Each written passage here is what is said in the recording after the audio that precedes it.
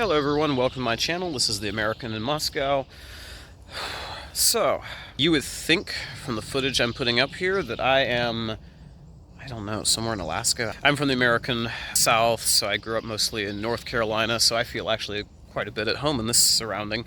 But I'm actually right on the edge. I still believe, if I'm not mistaken, I'm within the city limits of Moscow. I'm at the Lasiny Ostrov Park, which is the second largest urban park in Europe. It's so big, it stretches outside of Moscow, so there's areas in it that are paved with nice playgrounds and all, but then it's so big, you can also find trails that just kind of go off until you're full-blown out in the forest, and there are moose that actually live in the park, and it's so big it stretches well beyond the city limits as well. So, anyway, I recently moved to Moscow. Well, not recently, 6-7 months ago now. I'd been in Moscow in the past, a few years back, actually before the special military operation, all that kind of stuff. I think it was back more, it's been about 6 years ago now. And recently came back with family. So it's been an adjustment, and it's been it's been interesting. I was curious what I would find coming back, but I have a lot of questions from family, friends, acquaintances back home. A lot of people ask about life in Russia, what things are like in Russia, how I live, work, all those kinds of things, all the different questions. But one thing that comes up a lot from people back home is the question of, how do Russians think about Putin? Why is he so popular? Why is the president, why does he get the approval ratings he does? Is it all made up? What is going on? And so I'm not going to try and make this into sort of an authoritative video presentation about it. I'm not an expert in this particular area. I do speak Russian fairly well for an American. I've been studying it for a good few years now. Can read it quite well, keep track of the news, things like that. My master's degree, I did study a decent amount of Russian history, things like that. So I am very familiar with Russian history, culture, things like that, in a way that most Americans aren't, but I'm also not going to claim to be a deep expert in this particular area. Wow, getting to wade through what feels like a little bit of jungle right here. I picked a very, small, undeveloped track off of the main area here because I wanted to go somewhere that reminded me of being back in the woods back home, and boy, did I find it. Anyway, though, so this isn't some sort of official presentation type thing, more just observations from living in Russia, knowing a lot of people who have been Russian for, many years now, and having some general familiarity with the background and history. Generally speaking, like with the last election, right, you had a lot of opposition polling that vehemently opposed President Putin, who still predicted he was going to win by about the margins he did. So there was very little actual claim that could be substantiated that he didn't get the votes he did, the support he did. Now, you get other complicating issues in there, obviously, right? In the US, you can tell that no one actually thinks the support was made up by the fact that the narrative was something more like, well, there wasn't a valuable candidate against him, which, raises the whole question of, well, what is that his problem then, that no one else is that particularly effective? And I get all the Navalny type stuff, which is, if you're aware of it, somewhat of a, to my mind, red herring argument if you're actually aware of the cultural context going on. And I'm not really trying to get into that topic. I'm more trying to explain how people react the way they do. So, no, the popularity is real, and I even remember back in the US when I was at Chapel Hill, I worked on the work-study type programs and all that, internships type stuff, with the Center of Eastern European Studies, and they hosted a presentation by one of the top, it was a Western polling group that specialized in Russia, and they were sharing their presentation about how, well, even by Western data, right, the popularity is not made up, the polls aren't made up, he is that popular. And so for Americans who've been fed a pretty constant diet of Russian alarmist, anti-Russian propaganda. There's not really a better way to put it. It's just so... The things said about Russia are so completely alien from the truth that you can't really call it anything else. Anyway, for Americans who are used to hearing all the different slurs and slanders and things like that, they're very divorced from reality. This might sound shocking. Okay, he gets a lot of votes. He generally stays popular. How is this possible? And I guess the thing I want to point out is, well, a couple of things. One, Americans are very, very disconnected from the fact, well, from the context of Russian politics. We imagine we imagine Putin as this sort of hardliner who's trying to go to war with the US, something like that. And to be honest, that's absolutely ridiculous. I would say a lot of the perception in Russia is that Putin is, if anything, a bit too soft on the US. He's definitely, in the world of Russian politics, a moderate, in the middle. He's always sought these kind of good relations with the US, tried to negotiate a lot, all these kinds of things. Americans are very out of touch with where he falls on the Russian political spectrum. So hence all of the hopes that he would just, have a heart attack someday and we'll get somebody better. That's utterly ridiculous. It's not going to, if you're coming from an American perspective, it's not going to get better. That's ridiculous. Stick with the level-headed person who's always ready to negotiate, except when it's gone for so many years, the negotiations kind of past that point, as is currently happening. But yes, when it gets down to it, he is a somewhat more of a middle-of-the-road moderate. I would say, from a Russian perspective, you hear all the stuff about whatever it be, authoritarianism, all this other stuff that you hear in the Western media. Well, when you look at it from the perspective of people here, it's more, he's just stability. It's not authoritarian as much as he does everything by this sort of legalized, by the book, nothing changes, everything is stable and the same. That is how it is looked. You know what you're going to get. It's going to follow a process. You can kind of predict how the process is going to go. There's a very strong perception of there's a proper way to do things, and that's how it's going to be done.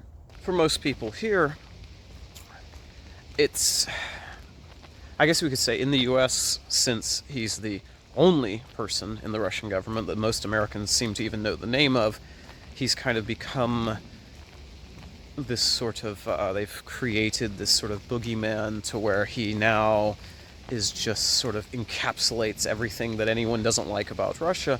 When it gets down to it, no, he's not this all-pervasive figure. He's the president. The U.S. has a president, right? But the U.S. government has all its departments, all its functionaries. It runs a certain way. Yes, and the administration kind of sets the tone, but the government also runs and operates, right? And it's the same thing here. People have their complaints about the local government or whatever, or they have their complaints about going to MFITSE or whatever. But fine, I mean, that's the same. If you have Putin, don't have Putin, whatever.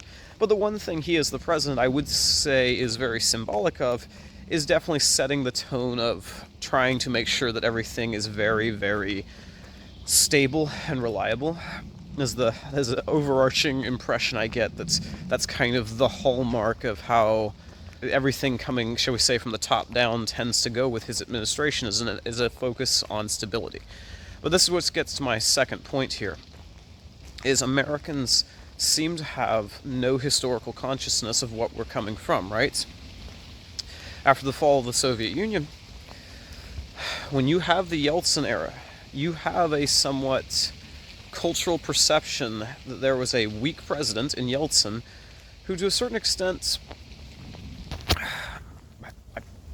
I might be saying this too strongly, prostituted out his own country to suck up to Western interests, was too weak, didn't take a strong enough stand, was bought out by oligarchs and everything else. And you have the catastrophe of the 90s, right? Food shortages, everything being absolutely terrible, right? Then the issue with Chechnya, you have terrorism, all these different things. seemingly spiraling out of control and no end in sight. Okay. When Putin becomes president, at first he's just an interim for Yeltsin. Right? And then he actually gets elected, and now he's there for actually a certain amount of time. Right? They get a hold of the situation in Chechnya. They get the hold of the economic situation. There's a continuation of, shall we say, the attempts to, kind of figure out the post-socialist economy, the sort of post-Soviet economy, all these things, right? And so if you're a Russian who grew up in the 90s, you remember the risk of, don't wear the wrong clothing on the street, because if you look like you have money, you might get beaten up and robbed instantly, right? Because it got that bad, You remember when there's food shortages in Moscow. You remember when law and order seems like it's fallen down. Right? You remember these things. You remember when the terrorism was out of control. I had to stop filming for a second there. Somebody was riding their bike down, blasting 80s metal. Or fun times. Anyway, though, you remember all of these things if you come from the 90s. You remember how bad all this stuff was and how it seemed, let's be honest, maybe the humiliation a bit of a country that had it was one of the two, superpowers of the world all through the Cold War era, and now it can't even handle this, the fighting in Chechnya. I mean, it's a debacle, it's a mess. And then with Putin, step by step, each of these things gets either handled or very much improved. So the results, due to a certain extent, speak for themselves, right? The attitude for these last decades has been one of, shall we say, somewhat results-based, slow and steady, keep working at it, maintain stability. And people who went through, let's say, the 90s, right? They know the importance of that. They feel that importance. They don't want to take these risks with things spinning out of control. And so people have a strong sense of where everything can go wrong when there's not a strong hand, right? The Yeltsin era was Yeltsin basically, storming the as they call it, the Russian White House, I guess you would say, as it's translated over basically their equivalent of Congress, right? You had all sorts of things spinning out of control, and this general feeling that the country was a runaway train. All right, when you have someone who can pull that together and step by step at least restore the sense of the train being actually on the tracks, rebuild its military, get a stable economy, just step by step, start having the level of technology, the average quality of life. Sorry, I'm starting to have Russian mix up my English.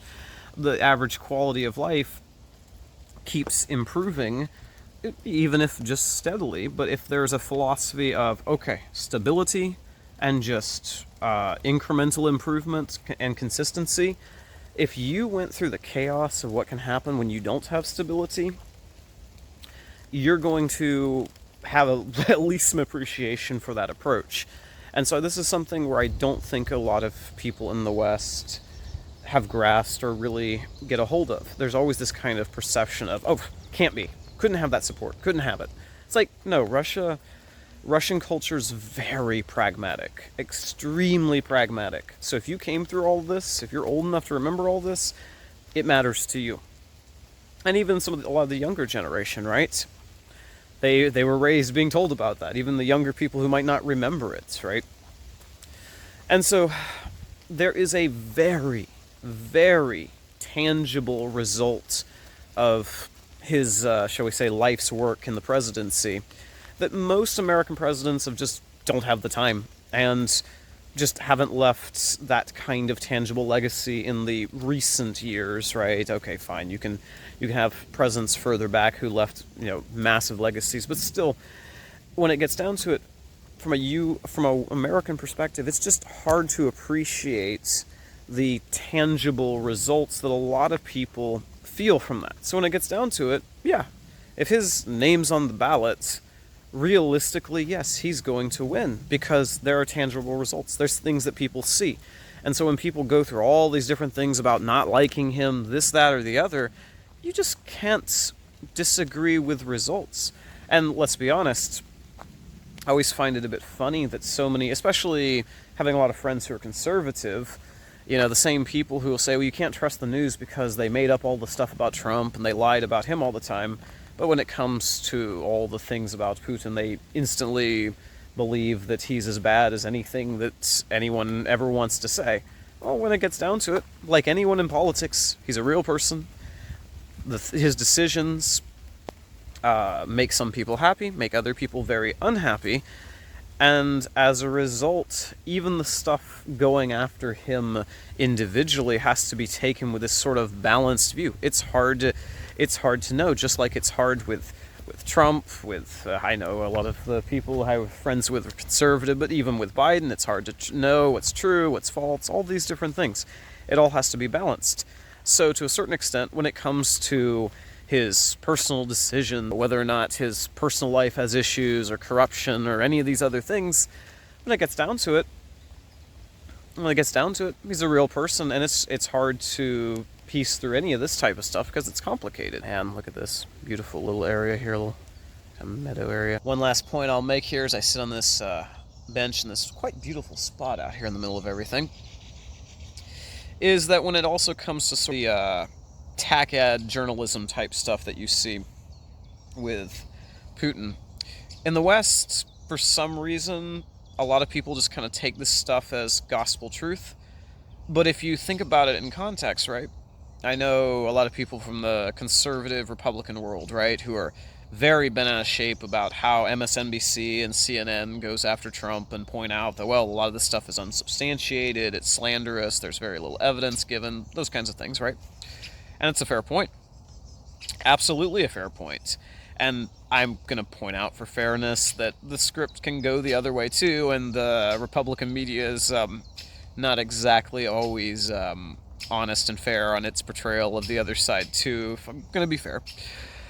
I will just make the point that same awareness should be applied in other places too, right? Americans don't know that much about Russia. They don't know that much about Russian culture, but a lot of the same stories I hear coming out, these horror stories attacking Putin personally or whatever, there's stuff in there I see come across where on occasion I just go, wow, it just is not feasible. The lack of understanding of Russian politics, culture, any of these things is just evidence. But when it gets down to it, it's trying to take advantage of the fact that the average American just doesn't know. And that's not their fault. I mean, the average American is far away from this. It's not that relevant to them. But a lot of this type of stuff takes advantage of the fact that we just don't know the situation. It just doesn't... we don't have that sense of knowing that just doesn't seem feasible. So a lot of this type of stuff, we're told this stuff, but we then don't kind of have our own, we don't apply the response or apply the logic that we use with our own politics of going, okay, this stuff has to be treated as sort of, yellow journalism, whatever. We don't then apply that here, but it really should be, right? We can't just sit here and have unsubstantiated accusations and then act as though that's true, or expect that, people over here are actually going to treat that type of stuff as gospel truth. So you can't expect people over here who actually know their own political situation to take the Western media kind of attack ad type stuff that people in the West don't pay attention to that much when it comes to their own politics. We can't expect people here who know their own political situation to really have that be what determines their voting habits, their political responses, things like that. When it gets down to it, I think for most Russians, the thing that matters is being pragmatic people, is seeing the results of the work. The years and years of results. Almost finished with my walk. It's been a couple miles all totaled up, so I'm kind of tired at this point and ready to get back to the bus and get home. But yeah, just to summarize, I have a lot of people kind of take this position of, well, he keeps getting all this support and these when he gets reelected, all this approval numbers. How is that possible? And there has to be something going on. And I'm just going to point out and say, if you were an American senator, for example, and you had such a legacy of having made such tangible differences, think of the 90s in Russia versus now, right? Out of control crime, crashed economy, terrorism, losing entire section of the country that's breaking away, all of this stuff. Everyone destitute, just about. And then you compare it to now. If you had that kind of legacy and you were an American senator, let's say, you would get reelected every time. You would. You would have to do something catastrophic to not get reelected if you had such tangible benefits that you had provided and such a legacy. That's when it gets down to it. My goal here is not to promote one side or another. I'm not even presenting my own opinions on this. I mean, I'll be frank. I do think President Putin's far more competent as a leader than most all Western leaders currently. He's a very intelligent man, very hardworking man. There's things I disagree with, as with literally any politician on planet Earth. But my goal is not to be for, against, or anything. My honest goal is just to help people take a step back, just think about it, think in context, get past the propaganda, and try to be level-headed, because you're talking the two most powerful nuclear-armed nations on Earth. We all win when our nations are able to be a bit more cooperative, to have less of a sense of antagonism, and when there's more mutual respect. We all win with more mutual respect between two massively nuclear-armed nations, right? So that is the goal, is just more understanding and those types of things. All right, this is the Moscow American signing off. I'm going to finish up this walk, enjoy this beautiful cloudy weather, because I'm weird and I like cloudy weather, and you all have a blessed day.